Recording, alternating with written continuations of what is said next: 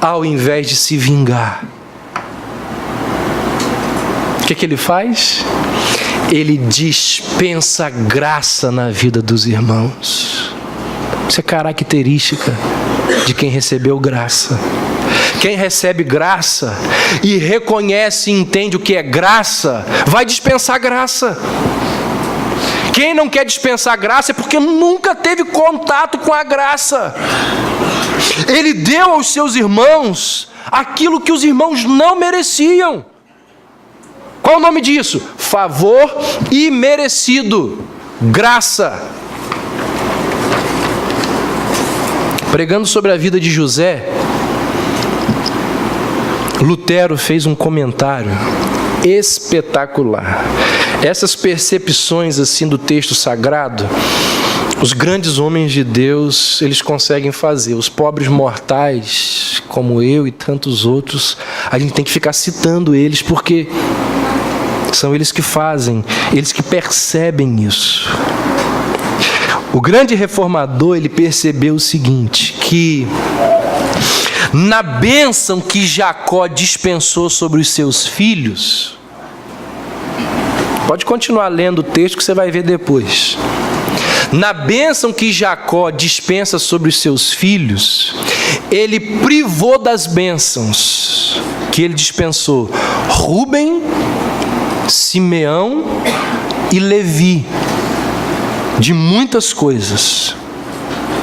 E Jacó agiu assim porque quem tramou o mal contra José foram eles. O negócio já estava tudo bem. Jacó já tinha reencontrado José, Jacó já estava no Egito, as pazes já tinham sido feitas, mas na hora da morte ali, na hora de dispensar as bênçãos, Jacó diz assim, Rúben, Simeão e Levi, vocês não vão ganhar tudo não, por causa do que vocês fizeram com José. Guardou. Moisés, vai dizer Lutero, tempos depois, quando ele dispensa bênção sobre as tribos, ele oculta o nome de Simeão, por causa do que fez com José.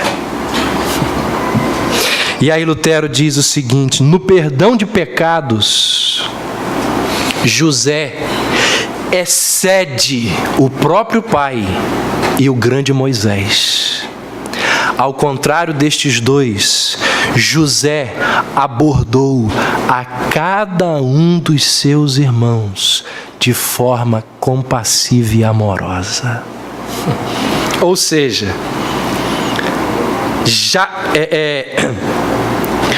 o pai e Moisés, Jacó e Moisés, não sofreram na pele o que José sofreu.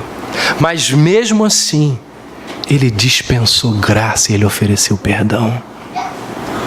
José, que foi o mais prejudicado na história toda, não foi tão severo como Jacó e Moisés.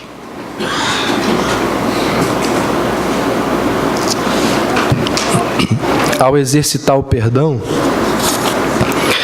José demonstrou o quanto que ele tinha amadurecido. Irmão, saiba disso. Pessoas que sabem perdoar são pessoas maduras. Ali na cruz, sendo escarnecido,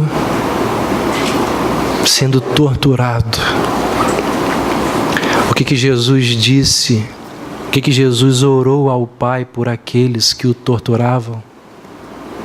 Perdoa-lhes, Senhor, porque eles não sabem o que fazem. Pessoas maduras são capazes de perdoar. Ao exercitar o perdão, José demonstrou o quanto ele havia amadurecido. O que José resolveu fazer? Esquecer as ofensas injustas. José, ele superou enormes obstáculos dos seus sentimentos. Deixa eu falar uma coisa para vocês. Perdoar não é fácil não, gente. Perdoar é muito difícil.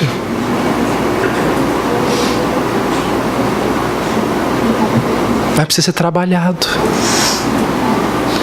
E só consegue quem amadurece nesse processo.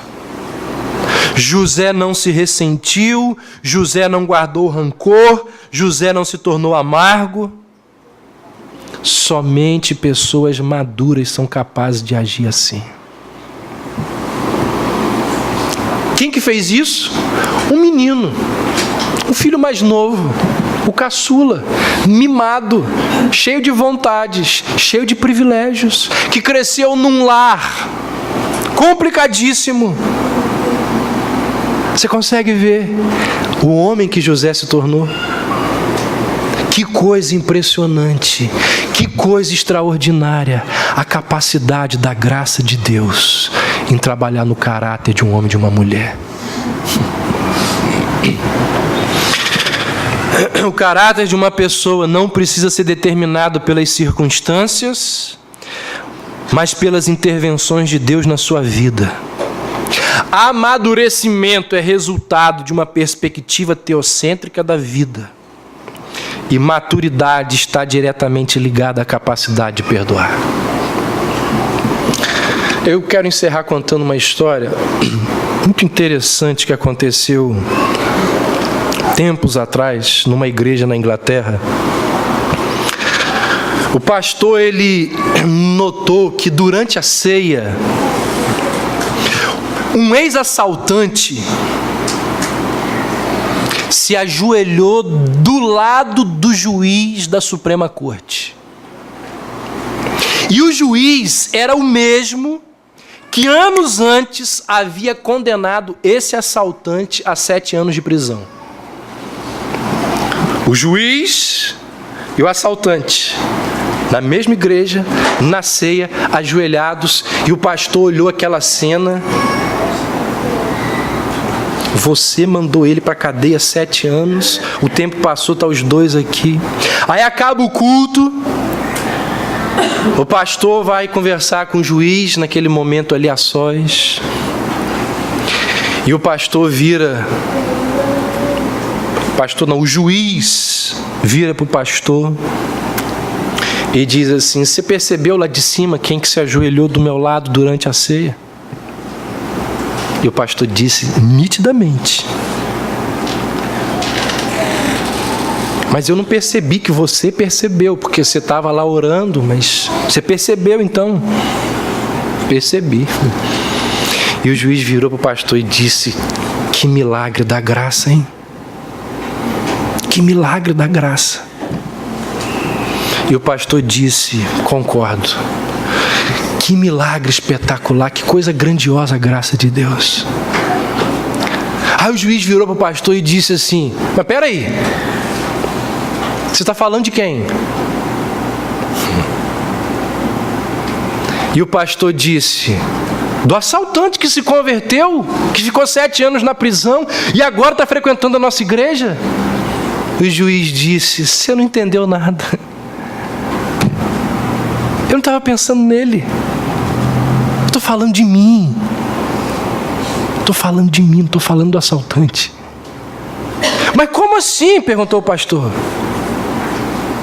O assaltante, disse o juiz, o assaltante, ele sabia da sua necessidade de Cristo para salvar os seus pecados. Sempre soube. Mas olha para mim. Desde a infância eu fui ensinado a ser um cavalheiro, a cumprir a minha palavra, a fazer as minhas orações. Não perdi um culto, sempre estava na igreja. Me formei em Oxford. Foi dali que eu recebi o meu diploma. Fui um grande advogado. Me tornei esse juiz famoso, a ponto de estar na Suprema Corte. Pastor, nada, absolutamente nada, a não ser a graça de Deus, teria me levado a reconhecer que eu sou um pecador miserável igual a esse bandido. Que graça maravilhosa, pastor, que perdoou o meu orgulho e a minha empáfia, que acabou com a minha confiança em mim mesmo. Que graça preciosa é essa que me mostrou que eu não sou melhor aos olhos de Deus do que o assaltante que eu mandei ficar 7 anos na cadeia. Que coisa espetacular. Gente, somente a graça de Deus é capaz de transformar pessoas. Seja um bandido, seja um assaltante, seja uma prostituta, seja um juiz. Seja um orgulhoso, seja um mentiroso, seja um caluniador, seja um hipócrita, seja o pastor. Somente a graça de Deus é capaz de reescrever a nossa história. E quando o enredo é escrito, nós percebemos o quanto nós amadurecemos. Nós percebemos que não há mérito em nós. Não há mérito em nós. É toda a glória de Deus. Nós notamos que tudo que nós temos, que tudo que nós somos hoje, é resultado da ação graciosa de Deus nas nossas vidas. E aí, quando a gente percebe isso, a gente passa a olhar para a vida de forma teocêntrica, relacionando tudo que nos acontece, quer sejam coisas boas, quer sejam coisas ruins, à vontade soberana de Deus.